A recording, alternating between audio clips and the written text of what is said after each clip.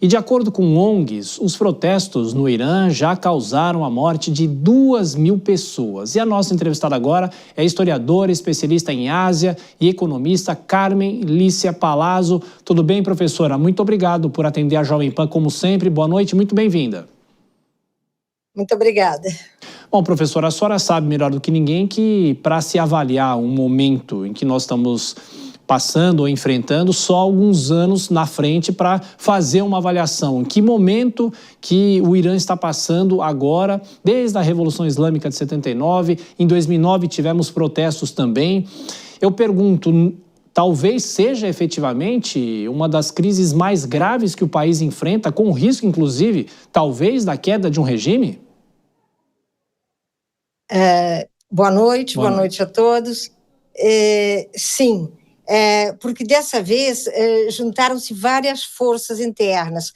O início desse protesto ter sido de parte dos comerciantes, não é, dos bazaris, foi muito importante, porque a classe dos comerciantes no Irã, ela tem muita força, inclusive força política. Então, isso, junto com os outros que estão protestando, eu acho que isso faz uma certa diferença. Quando nós tivemos em 22, não é, os outros protestos e o protesto pela morte da jovem, não é, que estava sem a roupa adequada, sem o hijab, ela foi um protesto um pouco mais restrito. E dessa vez eu acho que a força é maior, realmente, não apenas a repercussão, mas a força interna. E sem esquecer que nós temos, no momento, um presidente moderado. Ele está apoiando o governo, ele não fez nenhuma manifestação de apoio aos manifestantes, mas ele é uma figura política no Irã mais moderada. Então, eu acho que tudo isso junto faz diferença. Professor, agora as perguntas das nossas comentaristas. Vou passar para a Dora Kramer. Dora? Boa noite, professora Carmen.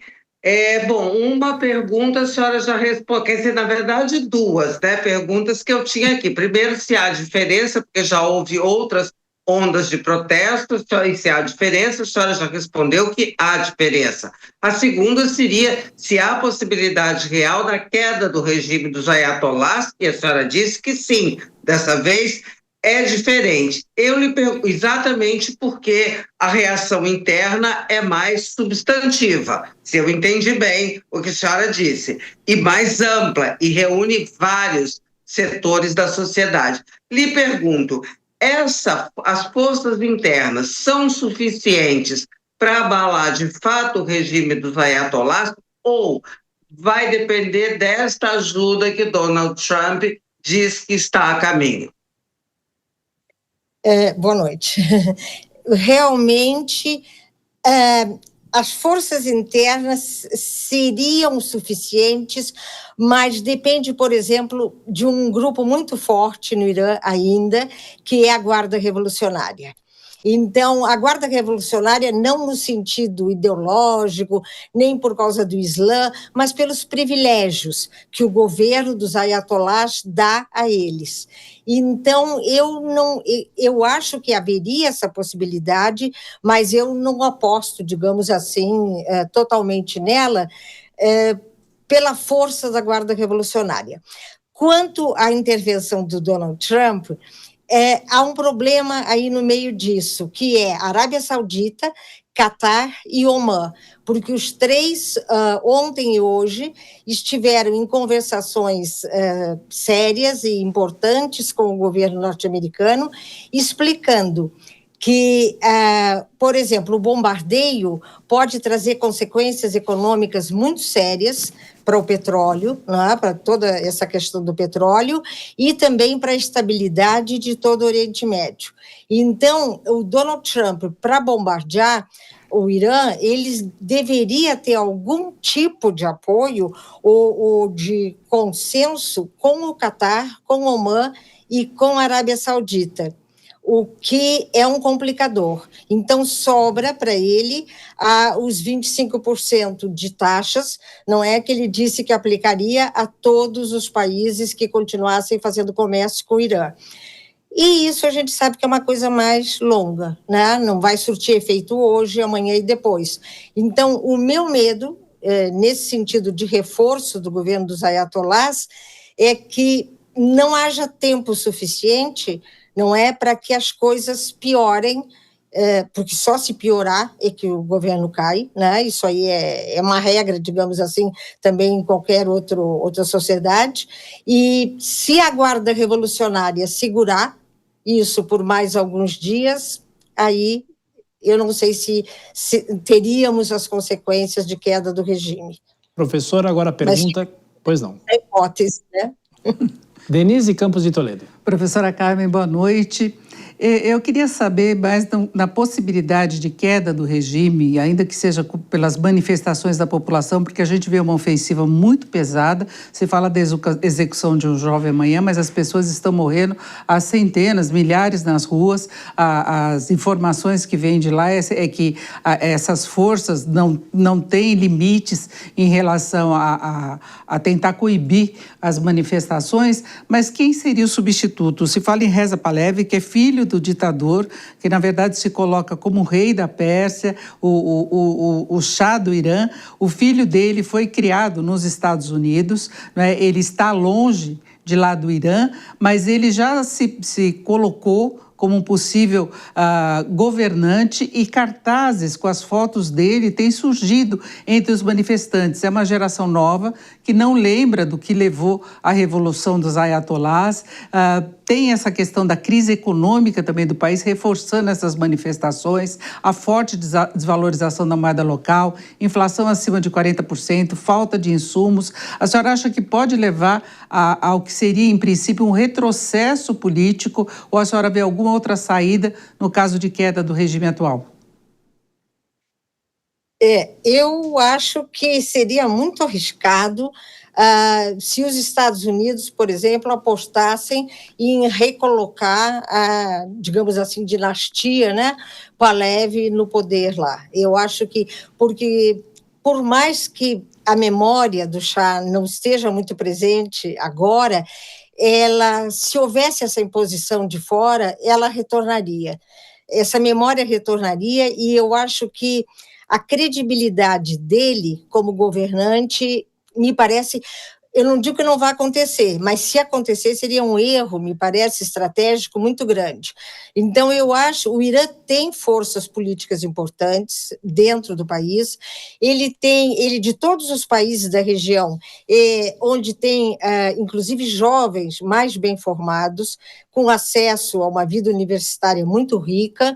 Eles têm um parlamento, inclusive com várias mulheres que foram eleitas. Então, eu acho que a solução teria que ser uma solução moderada interna. E eu imagino que internamente, por isso eu me referi ao presidente, porque, embora identificado com o governo dos ayatolás, ele foi eleito, não é? E os ayatolás, num primeiro momento, demonstraram surpresa, não gostaram muito da eleição dele. E, então, eu tenho a impressão que a substituição teria que ser interna. Tem havido essa força, digamos assim, até a partir dos Estados Unidos.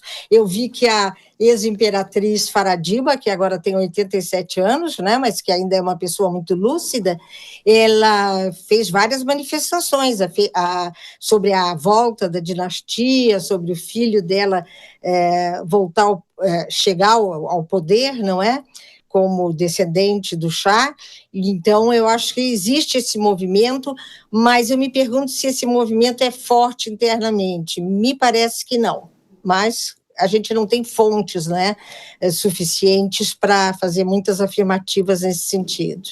Rapidinho, Denise. Eu queria saber se há forças militares suficientes para apoiar essa oposição, e mesmo o presidente, que a senhora disse que tem uma postura mais moderada, se ele teria condições, por exemplo, de fazer reformas econômicas, de passar uma mensagem para a população que acomodasse essas manifestações. Pois é isso que eu temo. Eu acho que as forças militares não são suficientes, acho que a Guarda Revolucionária continua sendo muito forte. Então, eu vejo maior possibilidade de que, num segundo momento, os próprios ayatolás vão negociar alguma coisa com os Estados Unidos. Por exemplo, a questão nuclear, né? A questão nuclear é um trunfo, digamos assim, que o Irã tem para abrir mão de algumas coisas e negociar com os norte-americanos. Tá? Então, eu vejo com um certo pessimismo, digamos assim, uma mudança significativa. Eu vejo maior possibilidade de um caminho de negociação, lamentavelmente com muitas vítimas, infelizmente com muitas vítimas, e inclusive, como você colocou, essa questão da força militar. A Guarda Revolucionária ainda é muito forte. Teria que estar havendo muita dissidência entre eles e não parece.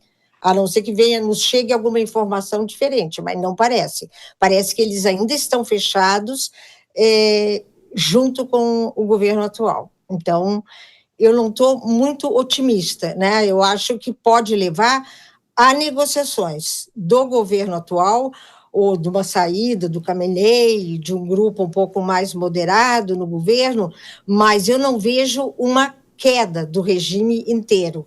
Não consigo visualizar isso. Como eu digo, a falta de fontes pode ser que eu me engane, mas eu não vejo essa possibilidade muito forte, não. E antes de agradecer a professora, eu só queria destacar aqui uma nota enviada agora há pouco pelo Itamaraty, dizendo que o Brasil lamenta as mortes e transmite as condolências às famílias afetadas, que o Brasil está preocupado e ao sublinhar que cabe apenas aos iranianos decidir de maneira soberana sobre o futuro do país, o Brasil insta todos os atores a se engajarem em diálogo pacífico, substantivo e construtivo. Conversamos com a historiadora, especialista em Ásia, economista Carmen Lícia Palazzo. Professora, foi uma honra receber a senhora aqui na Jovem Pan mais uma vez e a gente volta a se falar. Um abraço. Muito obrigada, um abraço a vocês todos.